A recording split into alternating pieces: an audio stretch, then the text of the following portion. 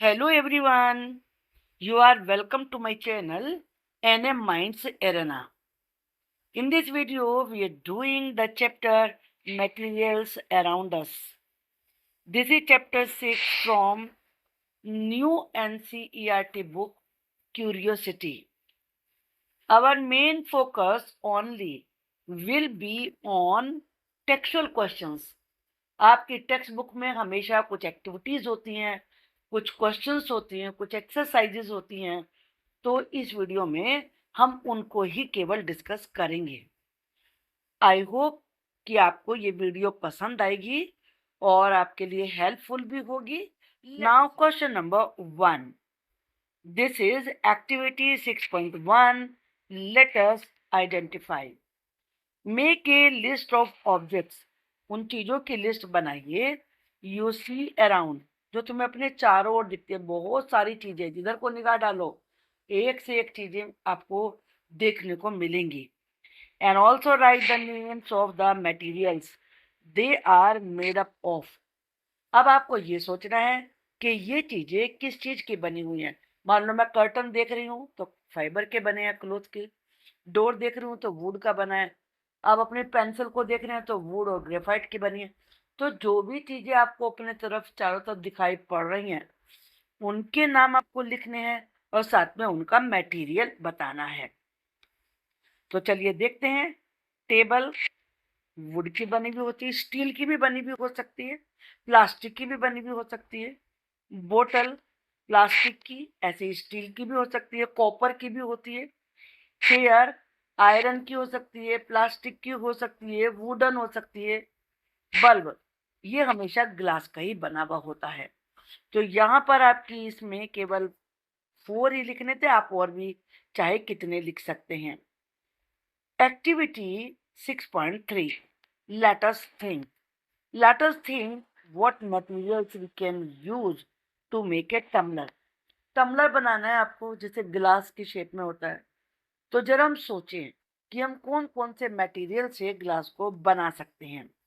Fill in the names of the materials in the spaces provided in figure 6.2। तो tumbler बनाने के लिए गिलास यूज कर सकते हैं, कांच के गिलास होते हैं। क्ले मिट्टी के हो सकते हैं, आयरन लोहे के हो सकते हैं, प्लास्टिक के हो सकते हैं। बैम्बू बांस के भी बने हुए होते हैं, एल्यूमिनियम के, स्टील के और कॉपर के भी हो सकते हैं।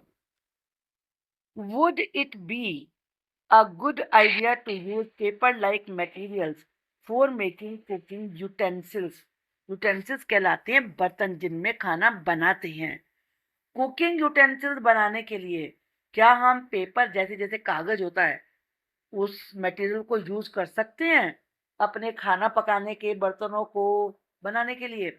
तुरंत ही जवाब तो मिल ही गया होगा। रीजन बताना है। No, it is not a good idea to use paper-like materials for utensils, as the paper will get burnt under high temperature and flame. क्योंकि हाई टेम्परेचर में, फ्लेम में पेपर तो जल ही जाएगा ना। And also it will get wet due to the liquid content of food. Food में तो लिक्विड होता है, तो उसकी वजह से वो वेट भी हो जाएगा। तो ये 2 रीजन है जिस वजह से पेपर के बर्तन नहीं बना सकते। Now why can not a tumbler made of cloth be use for storing water? अगर पानी इकट्ठा करना है उसके लिए हम कपड़े का टम्बलर बना सकते हैं क्या? तो अगर नहीं तो क्यों नहीं बना सकते? Tumbler can not be made of cloth for storing water because the cloth is porous. कपड़े में छेद छेद होते हैं। And water will pass through it, पानी तो उसमें से पास हो जाएगा, बाहर निकल जाएगा। Cloth is not able to store water, और क्लॉथ पानी को स्टोर भी नहीं कर सकता है। Now activity 6.6, let us classify. Classify the following objects as transparent, जिनके आर पार देख सकते हैं। ट्रांसलूसेंट, जिनमें दिखता है लेकिन धुंधला दिखता है। ओपेक, जिनमें से बिल्कुल भी नहीं दिखता है। तो यहाँ ये चीजें लिखी हैं। ये ग्लास टम्बलर है, ये बटर पेपर का है, ये इरेजर है, ये फ्रोस्टेड ग्लास है, ये वुडन बोर्ड है और ये विंडो ग्लास है। चलिए देखते हैं। अब ट्रांसपेरेंट में कौन कौन से आते हैं? ग्लास टम्बलर, कांच का गिलास, और विंडो ग्लास, जो खिड़की में ग्लास लगा हुआ होता है ना, ट्रांसपेरेंट। लेकिन उसमें ट्रांसलूसेंट भी लगाते हैं। जैसे जो नीचे के घरों में रहते हैं तो वो सोचते हैं उनके घर में कोई झांक ताक ना करे, तो वो ट्रांसपेरेंट नहीं लगाते, ट्रांसलूसेंट भी लगाते हैं ताकि बाहर वाले को अंदर का दिखे ना। अब ट्रांसलूसेंट में बटर पेपर आता है और फ्रोस्टेड ग्लास आता है। ऑपेक में इरेजर, इरेजर के आर पार तो दिखता ही नहीं है। ऐसे ही वुडन बोर्ड है। Is water transparent? क्या वाटर ट्रांसपेरेंट होता है? Can it be made opaque? क्या आप उसे ऑपेक बना सकते हैं क्या? Yes, water in its natural form is transparent. जब बिल्कुल नेचुरल फॉर्म होती है ना वाटर के, उसमें कुछ और मिक्स नहीं होता, तो वो ट्रांसपेरेंट होता है। It can be made opaque bye dissolving other materials like mud, colour etcetera. लेकिन अगर उसी वाटर में आप मिट्टी मिला दें, कलर मिला दें, तो तब वो ऑपेक बन जाता है, ट्रांसपेरेंट नहीं रहता। Does everything you put in water disappear? क्या हर एक चीज जो आप वाटर में रखते हैं वो डिसअपियर हो जाती है? डिसअपियर का मतलब गायब हो जाना। No, everything we put in water does not disappear, only the materials which are soluble in water. केवल वही मटेरियल जो सोल्यूबल होते हैं, जो घुलनशील होते हैं, जो घुल जाएं, डिसअपियर, वही गायब होते हैं। When mixed with water in limited amount, वो भी जब लिमिटेड अमाउंट में आप करें। मान लो आपने बहुत सारा सॉल्ट डाल दिया और वाटर थोड़ा सा है, तो वो नहीं होगा डिसअपियर, तो जब आप उसे लिमिटेड अमाउंट में डालते हैं। Are there any properties which can be shown by all materials? क्या कोई ऐसी प्रॉपर्टी भी होती हैं जो कि सभी मटेरियल्स में होती हैं? इफ यस, व्हाट आर दो? तो वो क्या होती हैं? Property like mass and volume.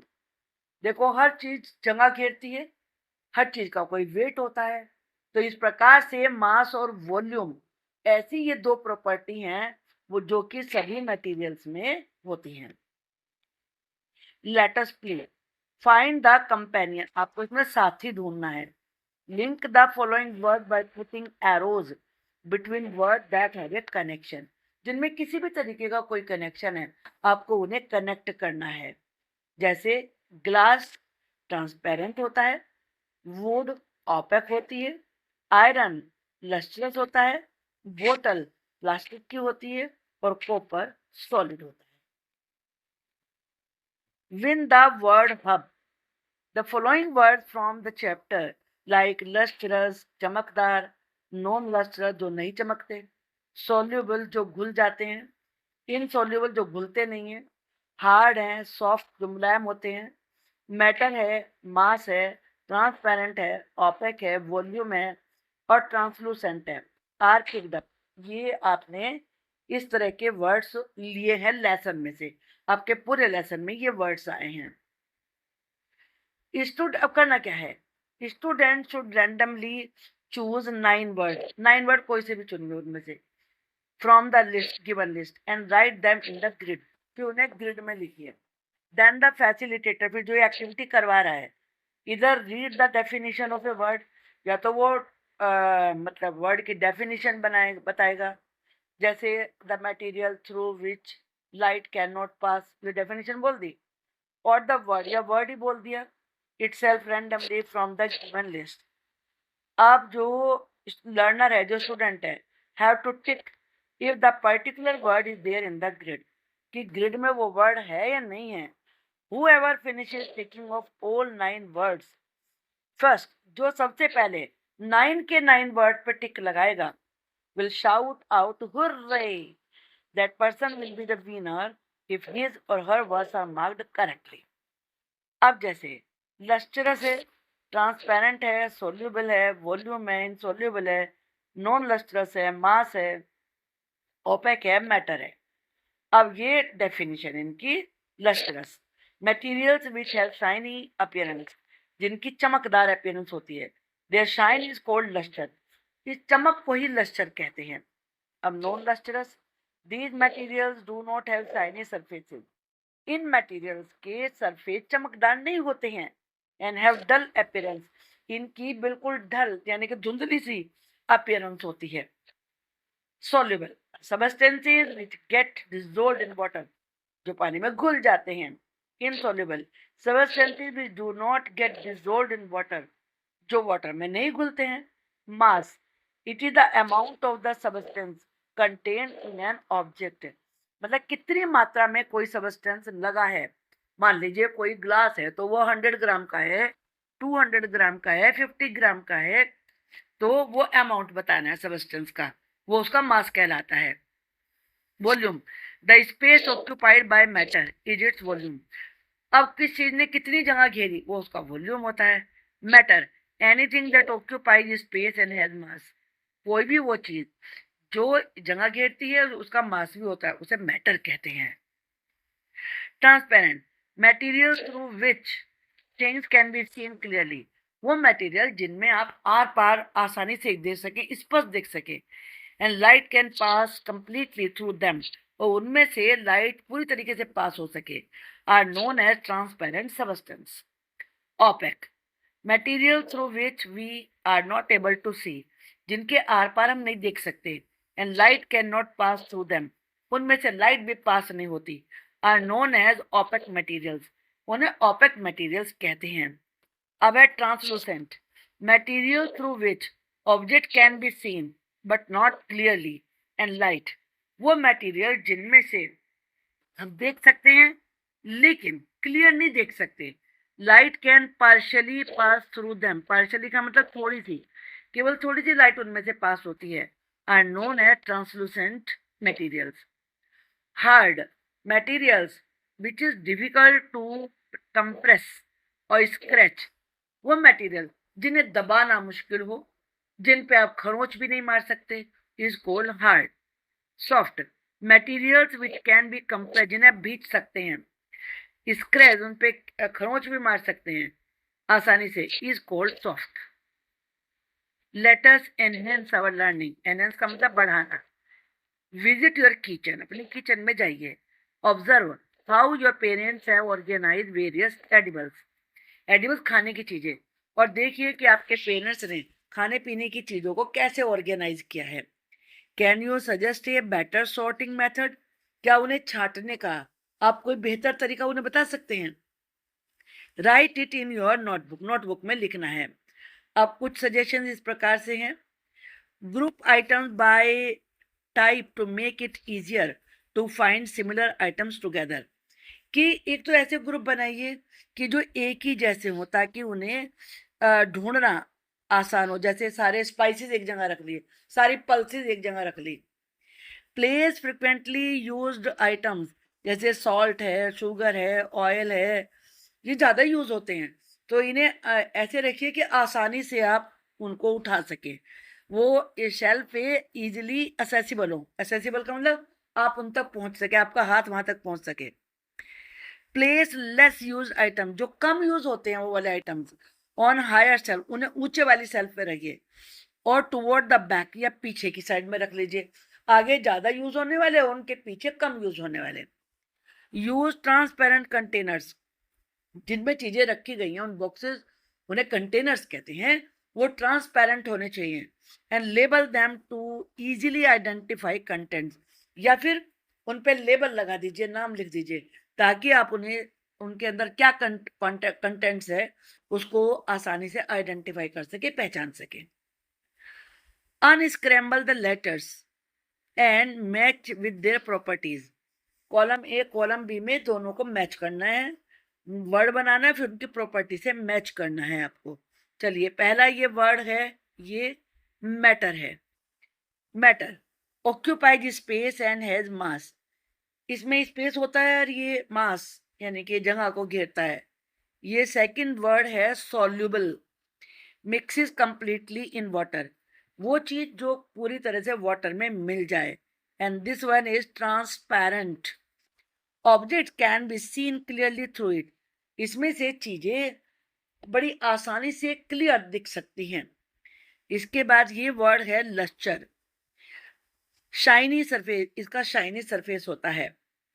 The containers which are use to store materials in shops and at home are usually transparent. तो शॉप में जाओ या फिर घर में वही कंटेनर यूज करते हैं ज्यादातर जो ट्रांसपेरेंट होते हैं।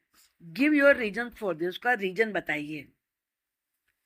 Containers used to store materials in shops and at home are often transparent.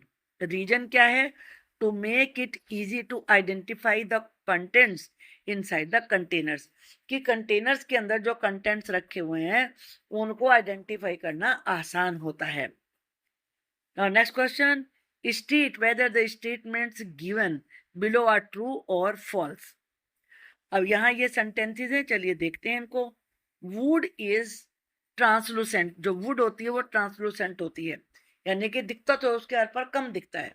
While glass is opaque, जबकि जो कांच होता है वो ओपेक होता है, उसमें बिल्कुल नहीं दिखता है। तो बिल्कुल गलत होगा, फॉल्स होगा, आप जानते ही हैं। इसके उल्टे है, would is opaque and glass is translucent. Glass translucent भी हो सकता है, ट्रांसपेरेंट भी होता है। जैसे मैंने पहले बताया कि ग्लास कई तरीके के होते हैं, जिनमें पूरा क्लियर दिखता है, जिनमें कम दिखता है। इस नेक्स्ट है एल्यूमिनियम फॉइल है लस्टर, जो एल्यूमिनियम फॉइल होता है जिसमें खाना भी फोल्ड करके रखते हैं, वो चमक होती है। While an eraser does not, जबकि इरेजर में चमक नहीं होती। ये ट्रू है। Sugar dissolve in water, sugar पानी में डिजोल्व हो जाती है। Where as sawdust does not, sawdust का मतलब क्या होता है? आरी देखिए आपने, जिससे लकड़ी काटते हैं तो उसमें से थोड़े थोड़े कट के पार्टिकल्स गिर जाते हैं वुड के, उसे सॉ डस्ट कहते हैं। तो वो नहीं घुलता है, ये ट्रू है। An apple is a matter, apple एक मैटर है because it occupies no space, क्योंकि ये जगह नहीं घेरता है। एंड हैज मास, और इसमें मास होता है, स्पेस तो घेरता है ना। एप्पल जहाँ रखा वो जगह तो घेरेगा ना।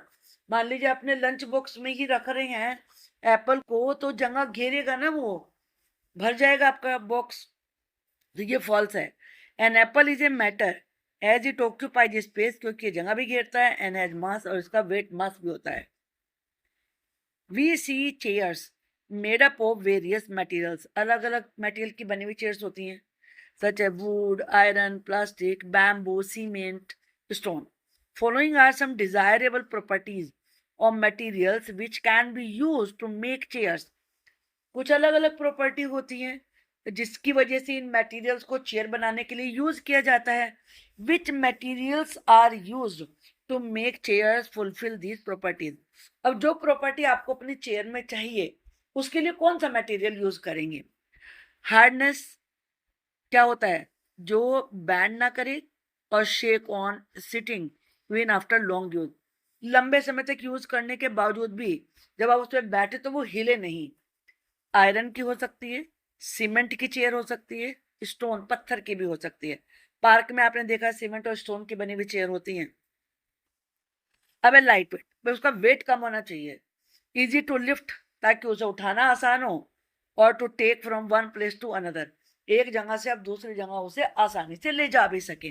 तो ऐसी चेयर प्लास्टिक की हो सकती है, बैम्बू की हो सकती है। नेक्स्ट है does not feel very cold when sitting during winter, जब सर्दियां होती हैं आप जब उस पर बैठे तो आपको वो ठंडा लगे। आयरन की होगी तो कितना ठंडा लगेगा।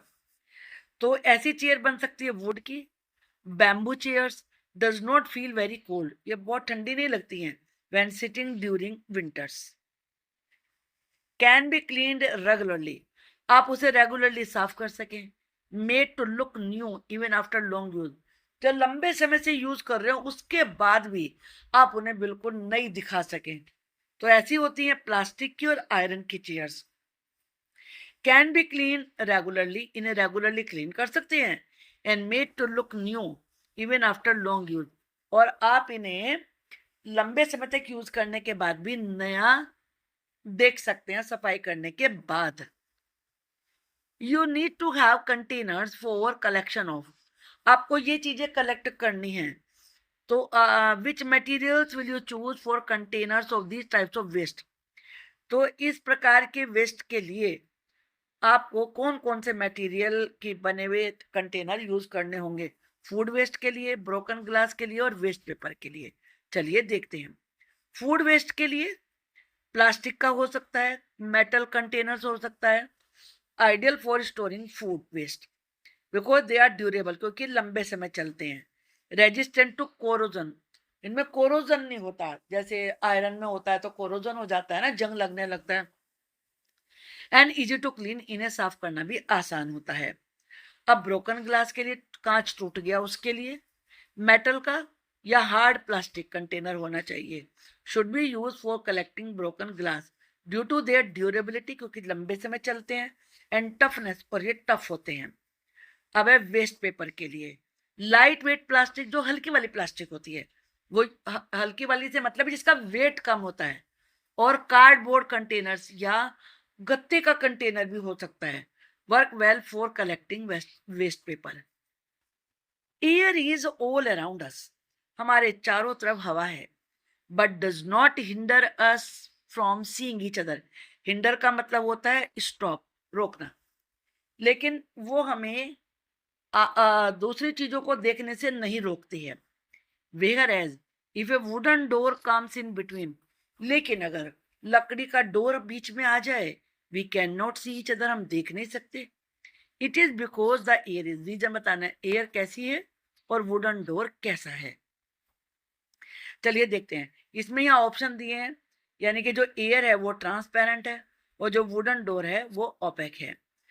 ट्रांसलूसेंट और ट्रांसपेरेंट है ये गलत है, ओपेक ट्रांसलूसेंट ये रॉन्ग है, ट्रांसपेरेंट ट्रांसलूसेंट ये भी गलत है। इसका सही आंसर केवल ये है कि एयर ट्रांसपेरेंट होती है और वुड ओपेक होती है। और इसका रीजन है air is all around us but does not hinder us from seeing each other, whereas if a wooden door comes in between, we cannot see each other because air is transparent and wooden door is opaque. Imagine you have two mysterious material, दो material है आपके पास, एक का नाम है x, एक का है y. When you try to press material x, जब x को आप दबाते हो, it feels rigid, तो बड़ा हार्ड है, does not change its shape easily, shape change नहीं करता वो अपनी आसानी से। ऑन द अदर हैंड, इसके विपरीत, material Y easily changes its shape, material Y की शेप जल्दी चेंज हो जाती है when you press it. Now when you mix both materials in water, इन दोनों मटेरियल को जब आप वाटर में मिक्स करते हैं, only material x dissolve completely, तो जो मटेरियल एक्स है वो तो घुल जाता है, while material Y remains unchange, material Y नहीं चेंज होता बिल्कुल भी। What can materials X and Y be? क्या हो सकते हैं ये? Can you identify whether material X is hard or soft? What about material Y? Justify your answer. चलिए देखते हैं। Material X likely a hard soluble solid, ये hard होगा और घुलनशील सॉलिड होगा क्योंकि घुल रहा है वो, सॉल्ट हो सकता है, शुगर हो सकती है। मटेरियल वाई लाइकली है सॉफ्ट इनसॉल्युबल मटेरियल, जैसे क्ले है, रबर है, क्योंकि ये घुलते नहीं है। Material X is hard because it retain it shape, क्योंकि उसकी शेप बनी रहती है जब कितना भी प्रेस करें। इज लाइकली ए सॉलिड, ये सॉलिड होगा, दैट डिजोल्व्स इन वाटर, जो वाटर में घुल जाता है। Material Y is soft because it changes shape easily, क्योंकि अपनी शेप को आसानी से बदल लेता है व्हेन प्रेस, जब उसे प्रेस किया जाए। And it does not dissolve in water, और ये वाटर में डिजोल्व भी नहीं होता है। नेक्स्ट क्वेश्चन है हु एम आई, मैं कौन हूं? Identify me on the basis of the given properties. अब आइडेंटिफिकेशन देखिए, आई हैव ए लस्टर, मेरी तो चमक होती है, तो मैं क्या हूँ? Metal. I can be easily compress, मुझे दबा सकते हैं, गैस सिलेंडर में गैस कंप्रेस्ड होती है ना। I am hard and soluble in water, मैं हार्ड भी हूं और वाटर में सोल्यूबल भी हूं, तो salt. You can not see clearly through me, तुम मेरे में से आर पार क्लियरली नहीं देख सकते, तो ये होगा ट्रांसलूसेंट ऑब्जेक्ट।